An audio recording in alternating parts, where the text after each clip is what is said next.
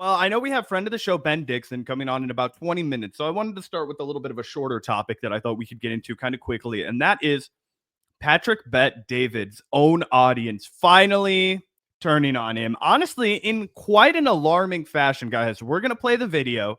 He has on special guest Chris Cuomo, who obviously is the disgraced former anchor. He's on, what is it, News Nation now. And they have a discussion about Donald Trump's embrace of Benjamin Netanyahu and specifically how he treats him at the dinner table. We're going to unpack all of that here in a second. But do you have anything to add before we let this cookie crumble? This was real funny. Definitely excited to get all your guys' reaction to this one. Yeah, let's take a look. Sweet. President Trump is with Netanyahu. And there's multiple comments here.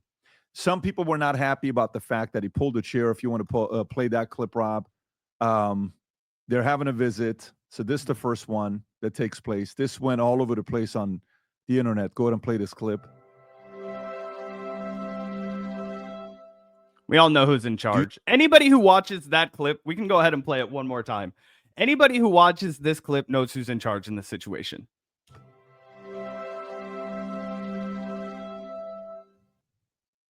Do you have a problem with that, Chris? That's it? Of course not. Vinny, do you have a problem with that? I mean, I've never pulled out a chair for another man in my life.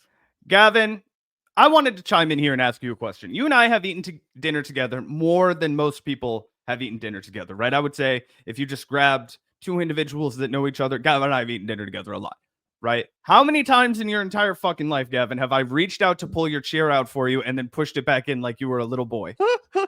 Yeah, not only would that be kind of weird, it'd almost be kind of insulting. Like, are you condescending me? What the hell is going on here? Yeah, and honestly, shout out to this guy. I probably disagree with him hardcore as far as his politics go, but there are a couple points in this interview where he's like the only one who's actually seen straight. It's kind of interesting, the dynamic here. He seems to be the only one that's kind of critical of the U.S. dynamic with Israel in a really sincere way for whatever reason. So he's the only one I think that's not an actual con man, and it's because I think he's dumb enough to believe everything that Steve Bannon says. Is he a Steve Bannon acolyte? He's like the guy on PBD that's not a business con man. He's the true believer in MAGA. He's the guy that sincerely believes in all that. His name's Vinny. And I think he's also anti-Semitic, probably, and that contributes to it. But he's 100% a believer in the America First, rah, rah, rah. Like, I think he would fall a lot closer to a Tucker Carlson kind of Republican in that capacity than a Ben Shapiro Republican. Whereas I think PBD is just going to put his finger in the wind and go wherever MAGA tells him to. You know what I mean? Uncritically. This is the only guy who's going to actually have conviction, even though I think he's dumb as rocks and probably a white supremacist. Is the volume all the way up, by the way, on this one? It is. For some reason, it seemed low to me, but it's all good. Adam, do you have a problem with that? So you have shitty manners? Can I see for the a rest man? Yeah. For a Can I see the man? rest of the video? He's a guest in your That's house. all that they had. That's all it posted. was? Yes. Yeah. Oh, so he just pulled the chair. So he's just being Tom, hospitable? do you have a problem with that? No, and I've seen this now No. 2 times from 2 angles. And I'm like, it seemed Two times from 2 angles. What is this, the fucking JFK assassination? Yeah, I've been studying the tape. It was a... The Zapruder film, actually, guys, about from the grassy knoll. If you get it from this angle, you know, the magic bullet theory is completely shredded. Yeah. From the angle that I've seen it, you know, it looks gentlemanly. And honestly, I think it makes him look like an alpha. It makes Benjamin Netanyahu look like the child in the position. I think I actually agree with Gavin. You know, it was him subtly telling Benjamin, let me put you in your place, little boy. What do you think of that? Yeah, exactly. The funny thing about this too is so far, at least, they've talked more about like whether or not this is gay, you know, the kind of implying like, is this alpha? Is this manly? You know, what's going on here? I've never done this for another man. They're talking more about that than like the actual implication about the U.S. relationship with Israel here, which of course is what's actually significant. And so insane about that gesture is it kind of sums up in a single kind of like GIF the entire U.S.-Israel relationship, right? Trump pulling that chair for Netanyahu. That's why it's significant, not because a man pulled a chair out for another man, you know, which again would be weird, but that's not really the point. Right. And really quickly, before we get back into any of the substance of this, we just had a great conversation about this, but typically when you're on a MAGA channel, MAGA channel of this size, 6 million subscribers, right? And I also think it's pretty interesting to look at a channel that's actively at 6 million subscribers so people can get an idea of the numbers that the Young Turks ostensibly should be doing over at their network, right? This got 263,000 views in a clip from a day ago, a random one-off. And almost always you just get a bunch of sycophants that are clapping like seals in the comment section. Rah, rah, make America great again. Rah, rah, I love this show. Rah, rah, thanks for speaking truth to power. But in this exchange over here, we saw, and you guys can see right now, I screenshot all these just in case they disappeared. They didn't disappear. Shout out to Valuetainment for not cleaning up their comment section. You guys can read. The audience was just not having it. We're going to go line by line through this. The dumbest panel you can put together to discuss this. Vinny is the only one with balls. If Trump fart in jars and put it on the market, Patrick would call it the art of the deal and point his pen at us and say, this is why I absolutely love Trump. This is why I absolutely love Trump. If Obama had pulled out the chair for another world leader, PBD would have said he's not an alpha. PBD is owned by AIPAC. Vinny is the only person with balls on this panel. Thank you, Vinny. I don't remember Trump saying anything about Canada, Greenland, or Gaza when running. Far from America first. Just because you voted for him doesn't mean you have to die for all his choices. This is crazy sad. PBD and the rest of the panel sold out. Only Vinny has backbone. I think it's bad, very bad, Patrick, that you were always against injustice about Iran and Turkey and other Muslim countries. But when it comes to Trump, I don't hear you say anything if he wants the Palestinians away from Gaza. I think you're a hypocrite.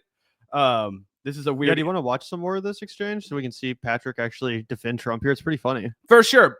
Just wanted to give everybody an idea of how angry his own comment section is. These are totally random as you approach the video.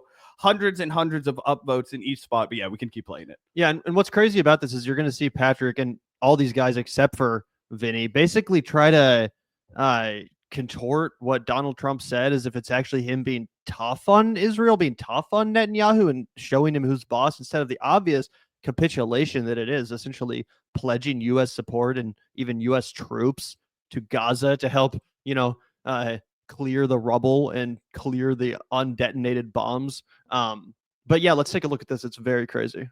Like Angle. a split second. Couple He was just being nice, Have you had your chair? I mean, pulled if off he of you? started wiping his That's all face different, and like massaging him, I'd have an issue. I have a You huge pulled out a problem chair? with people who have a problem with it. I don't have a problem Vinny, with it. don't act like you've never pulled it. You pulled out the chair for Cuomo today. Hey, sit here. Guys, I didn't have a problem with it. I'm just saying I've never seen a guy pull a chair out for a guy. That's all I said. I don't have a problem with it. I've never seen it before. You did it Sorry. for Cuomo today. No, I didn't. Yeah, I you moved did. it out of the way. Yeah, you did. You just fucking did you it. moved Pulled it for out. Cuomo today. Okay. And that's hilarious too, because every single day when we come into the office, right, I'll usually run down and get my coffee. Gavin will run to the bathroom and then we'll get squared up and we'll be like, ready? Yeah, we're ready. And at some point in that excursion, one of us is going to make sure the other one can get by to get to their fucking spot, right? Because we both sit in the same spot every day. But when I asked Gavin, hey, have I ever pulled your chair out for you at a dinner table like this? The answer is obviously no. So they're immediately moving the goalpost because they know it's weird as fuck. Yeah, he says he pulled out your chair. You pulled out Cuomo's chair. I think that was just Italian on Italian solidarity. 'Cause I think Vinny's also Italian, so he's like, game recognized game. Yeah, that's kind of like how two Italian men can kiss each other and it's not gay.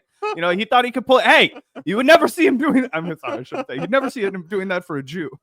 Pulled it And out. then he goes, why do I got the black Put the chair? clip, let it go Yeah. I viral. think he That's did. it. You pulled it out, Tiny But no, Jesus. but can I tell you something about the? Can I tell you something Push about your stool in for you. the pulling chair situation?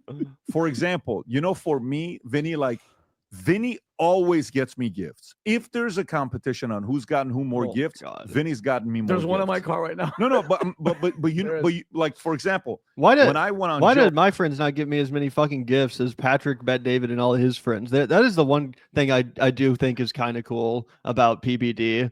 Even though it was cringy as fuck when he started giving Joe Rogan all those gifts and stuff, like it genuinely does seem like he takes that seriously. He's like, if you're someone that's important to me, if you're someone that means something to me, like I'm gonna go out of my way to get you a really nice gift.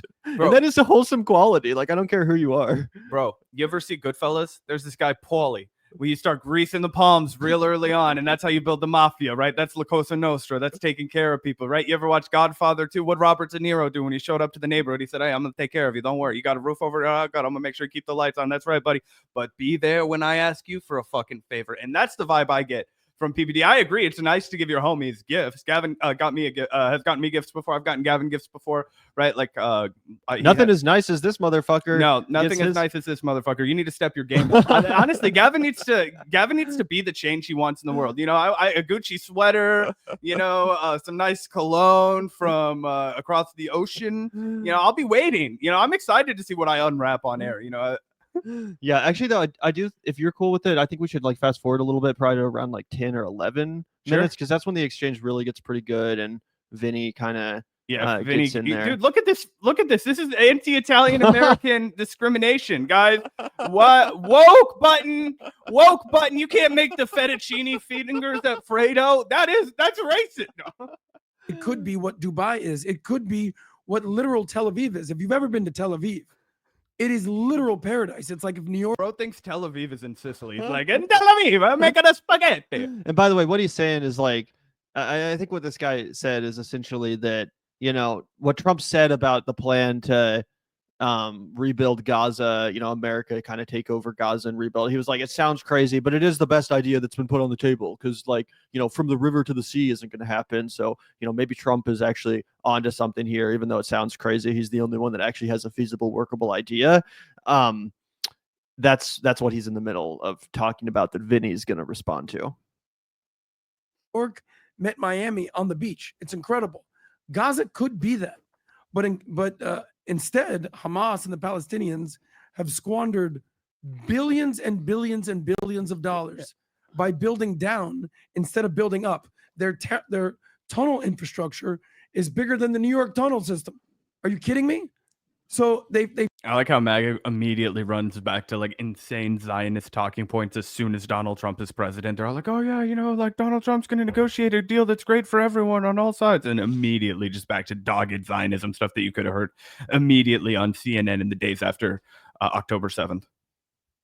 They've taken billions of dollars that have been given to them, and they built basically a terror network.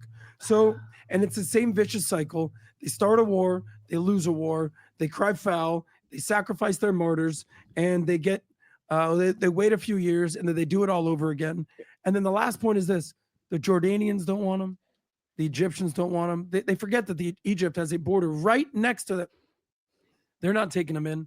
The Lebanese don't want them. The Syrians they don't want have them. millions and millions of Palestinians already. So do Israelis. That's right. There have been problems. Yeah, that's why these people don't want to be ethnically cleansed from their homeland. Problems with the population. People don't forget, Vinny, that there's 2 million Palestinian Arabs that live in Israel. Say that again. What do you mean they live in Israel? Yeah, they're Israeli citizens. Yeah, every single country in. Also, those are all the people that are like viciously fucking exploited, and like you have to build all the buildings, and are basically just like the lower class, which is like the, you know, slave labor essentially for Israeli society. Yeah, just so everyone knows, those are not people with equal rights within the borders of Israel who can vote and, you know, all that kind of stuff. That'd be like going to Jackson, Mississippi in the Jim Crow South and be like, these people are American citizens. There's nothing wrong here. There's no discrimination. There's no malpractice happening here. Oh, you know, look at this. These are as American as anybody else. You know, look at the Constitution. All men are created equal. That's the doctrine of the country. What are you talking about? And of course, the live reality is an apartheid state. In the Middle East has basically kicked out all the Jews, and they've moved to Israel. But Israel has absorbed 2 million Arabs. So why don't the other Arab countries take in the Palestinians? Unfortunately, is because no one wants them. Vinny. It's a no-win situation, plain and simple. The only problem is the non-jihad terrorists, just the regular Palestinians that had to leave because Gaza was going to be leveled, and we knew it was coming. What are they going to come back to? Are they going to be able to come back to their home? Meaning, hold on, there's no more Hamas. Everybody's gone. The leadership has changed. Do I get to come back to my house that was leveled? I lost my son. I lost my daughter. Me and my wife are still here. Can I come back? If they're going to rebuild and make a high-rise Trump Tower, can we get an apartment in there? Because my home was here. That's the only problem that I'm saying is, and I get it. People are like, they won't take them and they won't take them. Wait a minute. That's their home. They shouldn't have, nobody should have to take them. They should be. And this is literally the only time in the entire conversation that the humanity of the Palestinian individuals actually reconciled or talked about it all. It's crazy. They're just, talking about all this politics and real estate and stuff. And this guy's like, wait, these are like people's lives and homes we're talking about just developing on top of, like building Trump Towers, building seaside hotels and condos. Like, is no one going to address the elephant in the room until this guy does at a late stage in the conversation? It's wild. Yeah, it's true that when you're relying on this guy, Vinny, to be the moral compass in the conversation, it is totally unfathomable. Now, if I were fly on the wall, I'd be hoping that Vinny would then, go on a based rant to talk about how if you're going to justify the leveling of Gaza because of the actions of Hamas, then you'd have to be willing to let some other omnipresent superpower come in and level America because of the malpractice and the evil that our own military has done. If you're going to hold all of the civilians responsible for the actions of an individual group, of the few, of the minority, or even the fucking government, because I sure shit don't want to be held responsible for the things that my government does with the supposed support of the American people, which in reality none of us actually support, right? By that logic, then we should be able to have Manhattan leveled as punishment, right? Oh, can't trust them to do that. Got to level Los Angeles. Got to level Kansas City, Chicago, Oakland. Not right? KC. Yeah, not KC. KC's base. We would survive. We put the Iron Dome over Kansas City so we can keep winning Super Bowls. But you guys see what I'm saying, right? Yeah. If they were to have that caustic attitude that they have towards the people of Palestine, towards the people of the United States, they wouldn't like the outcome so much. Yeah, exactly. And also it's just ridiculous, this line that like, oh, Jordan doesn't want them, Egypt doesn't want them, like, oh, they must be just bad folks. Egypt doesn't want them, so they must be bad hombres or whatever. Like that would be like if America or if our government decided to carry out like a genocide of West Virginians or something, or like an ethnic cleansing, and then people just expected like Mexico to take all those West Virginians or something, right? Like Mexico would be like, what the fuck, this isn't our problem, like we don't have to take these people, what the fuck are you talking about? It's not just our responsibility. So it's pretty crazy that that's even something that's, again, being kind of just uncritically said or talked about. Jordan doesn't want them. Yeah. Egypt doesn't want them. What does that say about these people? Right. And what the fuck? Like, they don't want to leave. Nobody mentions that. Like, oh, they don't want to leave. They want to live in Palestine, just like their ancestors did, right? If somebody came to Kansas City and said, hey, Gavin and Zach, you got to get the fuck out of here, we'd be like, no.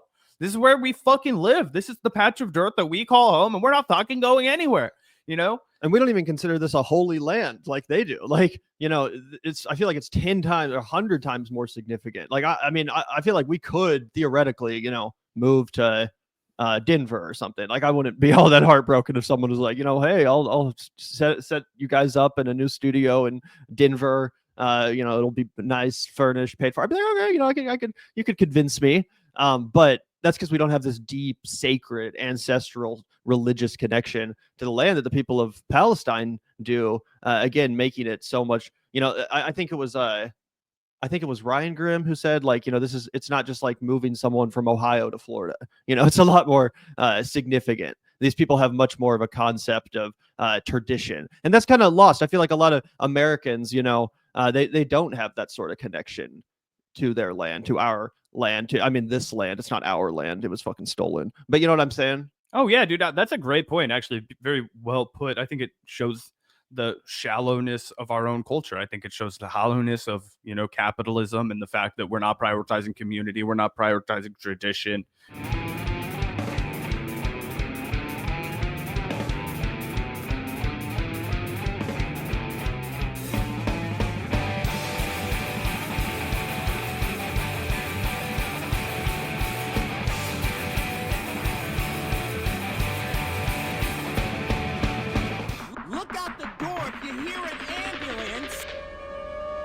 The Vanguard will be there, sir. The Vanguard will be there, sir.